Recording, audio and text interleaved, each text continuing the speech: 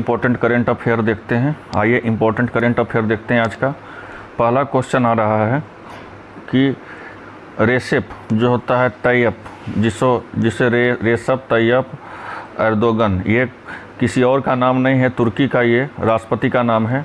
ये तुर्की का पहले भी राष्ट्रपति थे और इस बार भी इन्होंने चुनाव जीत लिया है। तो किस देश के राष्ट्रपति के रूप में चुने गए हैं? तो चुने गए हैं तुर्की का। ये पहले भी थे। इनको जो है एक बात और याद रखिएगा, इनको 52% वोट मिला है और जो इनका विपक्षी दल में था उसको 48% वोट मिला है। ठीक है, फिर से इनका नाम ध्यान में रख लीजिए। ऐसे तो इनका फेमस नेम है एर्दोगन से, लेकिन इनका पूरा नाम अगर पूछ सकता है तो आपको याद रखिए रेसेप तैयप एर्दोगन है। ठीक है ना। ये कहाँ के हैं? तो तुर्की के हैं। चलिए नेक्स्ट क्वेश्चन देख लीजिए। तुर्की के बारे में जान लीजिए कि तुर्की का क्या है। तो तुर्की का जो आपको राजधानी है वो कहाँ है? तो वह एंकारा है। और आपका करेंसी क्या है? तो तुर्किश लीरा है। और आपका ऑफिशियल लैंग्वेज क्या है? तो तुर्किश है। जैसे कि भारत का ऑफिशियल लैंग्वेज हिंदी है और इंग्लिश है, उसी तरह से आपको तुर्की का ऑफिशियल लैंग्वेज जो है तुर्किश है। और वहाँ का प्रेसिडेंट कौन है? तो एर्दोगन तो वहाँ का वो राष्ट्रपति में जीते हैं। प्रेसिडेंट हैं आपके वहाँ के रिसेप तैयप एर्दोगन, वो भी है रिसेप तैयप एर्दोगन। ठीक है ना, वो वहाँ का प्रेसिडेंट है। तो यहाँ तक मेरा बात पूरा समझ में आ गया होगा। चलिए नेक्स्ट क्वेश्चन देखते हैं।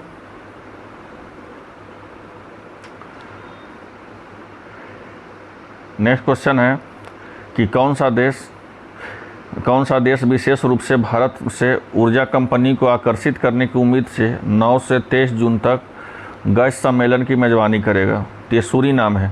सूरीनाम बहुत छोटा सा देश है। ठीक है ना। और सूरीनाम का ही जो राष्ट्रपति थे, जो पीएम का पैर को प्रणाम किए थे, ठीक है ना, तो वहीं का सूरीनाम है।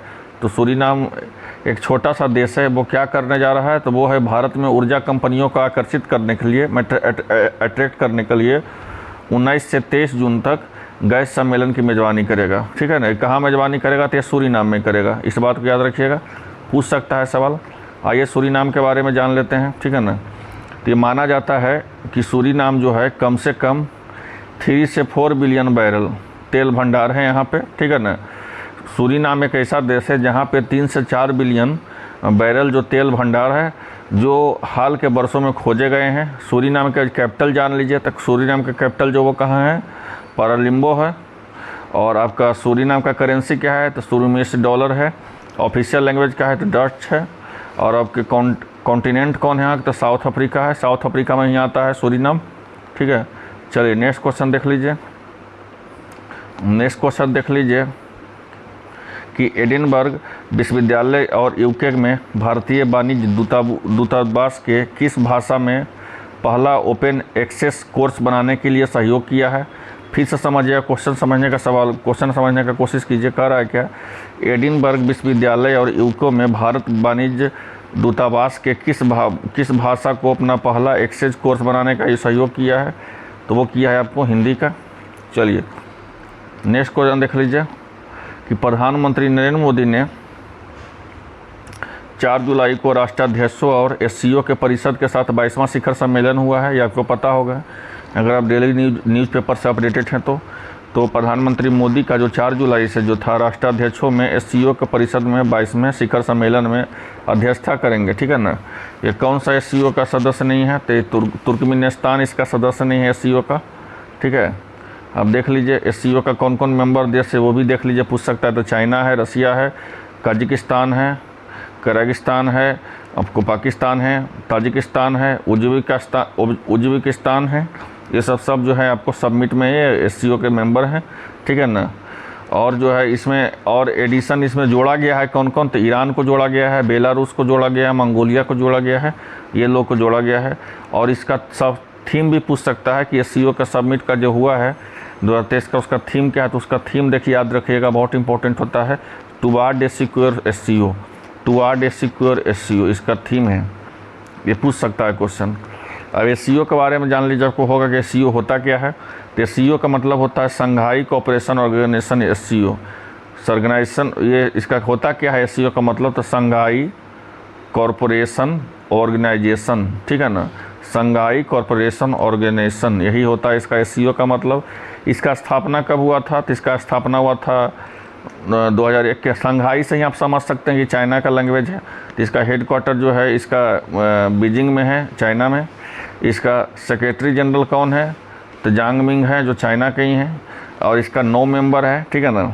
ईरान है, चाइना है, इंडिया है, कजाकिस्तान है, पाकिस्तान है, रसिया है, ताजिकिस्तान है, उज्बेकिस्तान है। SCO का 2022 का जो सबमिट हुआ था वो कहाँ पे हुआ था? तो वो उज्बेकिस्तान में हुआ था। SCO 23 का जो सबमिट ही कहाँ हो रहा है? तो ये हो रहा है आपको इंडिया में। इसका टैगलाइन पूछ सकता है, इंपॉर्टेंट यहाँ पे है, थीम है। तो थीम आपको याद रखना इंपॉर्टेंट कि थीम होता है टुवार्ड ए सिक्योर SCO, टुवार्ड ए सिक्योर SCO।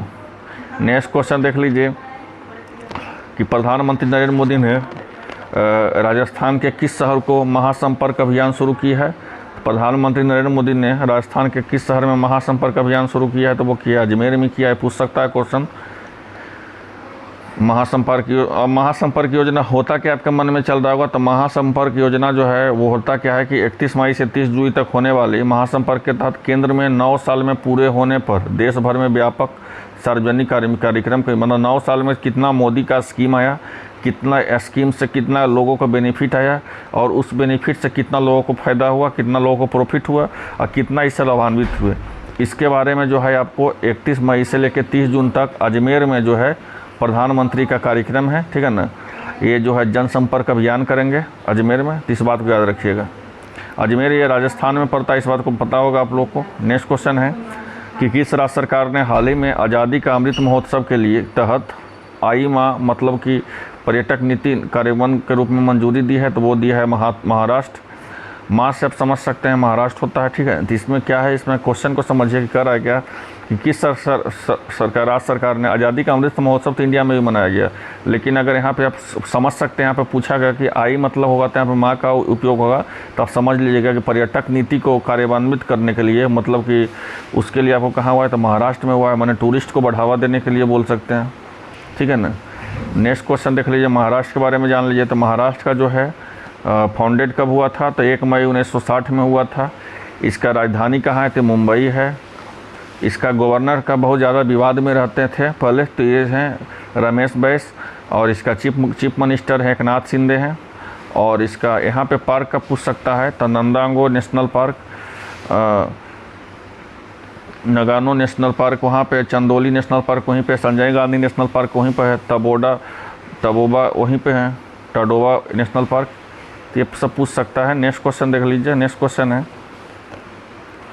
कि किस राज्य सरकार ने शैक्षणिक संस्थानों में ड्रॉप आउट्स की वापसी की सुविधा के लिए राष्ट्रीय मुक्त विश्वविद्यालय शिक्षा माने NIUS के साथ एक समझौता ज्ञापन करेगा? तो मेघालय करेगा। कि किस राज्य सरकार ने, ठीक है, किसके लिए करेगा? तो वो करेगा आपको ड्रॉपआउट्स की वापसी सुविधा के लिए NIUS के साथ समझौता। कौन सा राज्य कर रहा है? तो वो मेघालय कर रहा है। ड्रॉपआउट्स होता क्या है जो समझ लीजिए। ड्रॉपआउट्स मतलब होता है कि स्कूल में बाहर के बच्चों को OOSC का पहचान करने और NIUS के अध्ययन के नामांकित करने के लिए शिक्षा समग्र अधिकारियों को राष्ट्रीय मुक्त विद्यालयों के बीच में एक समझौता ज्ञापन को हस्ताक्षर को ऐसी को ड्रॉपआउट्स बोलते हैं, ठीक है ना। नेक्स्ट क्वेश्चन है कि यस बैंक ने अपनी ताज़ा ब्रांड पहचान के हिस्से के रूप में नए लोगों का अनावरण किया है। लाइफ को बनाओ रिच के नारे के साथ नया ब्रांड एम्बेसडर अभियान लॉन्च किया है। यस बैंक का टैगलाइन क्या है? तो यह है एक्सपीरियंस एंड एक्सपर्टाइज, ठीक है। यस बैंक के बारे में जान लीजिए। तो ये क्या होता है? तो इसका मतलब इसका हो गया कि लोगों के अत्यधिक अनुभव प्रदान करने को उपभोक्ताओं की ज़रूरत को पूरा करने के लिए डिज़ाइन किया जाता है। यस बैंक का फाउंडेड हुआ था 2004 में। हेडक्वार्टर मुंबई महाराष्ट्र में। MD CEO प्रशांत कुमार है। चेयरमैन जो है सुनील मेहता है। नेक्स्ट क्वेश्चन है कि सोलर एनर्जी जिसे कॉरपोरेशन ऑफ इंडिया जिसे बोलते हैं SCCI, solar energy corporation of India जिसे बोलते हैं SCCI के निदेशक के रूप में कौन बने हैं? तो अजय यादव बने हैं। ये पूछ सकता है क्वेश्चन। निदेशक के रूप में कौन बने? या और कुछ अपॉइंटमेंट रिसेंट में अपॉइंटमेंट है उसको जान लीजिए कि chairman of petroleum national gas regulatory board का कौन बने हैं? तो अनिल कुमार जैन बने हैं। चेयरमैन ऑफ UPSC के कौन बने? तो मनोज सोनी बने हैं। Chairman of competitive commission of India के लिए CCCI के कौन बने थे? वो बने हैं रवनीत कौर। किनको हटा के बने हैं तो वो बने अशोक कुमार गुप्ता को। और CEO ऑफ वेदांता लिमिटेड का कौन बने? सोनल श्रीवास्तव।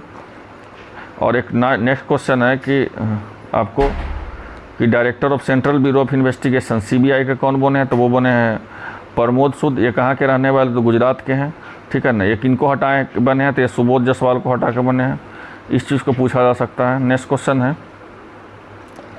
कि उत्तराखंड में उत्तरकाशी में हिमालयी क्षेत्र में उन्नत में पर्वतारोहण पाठ्यक्रम को पूरा करने के लिए भारत अपनी पहली महिला NCC कैडेट कौन बनी है?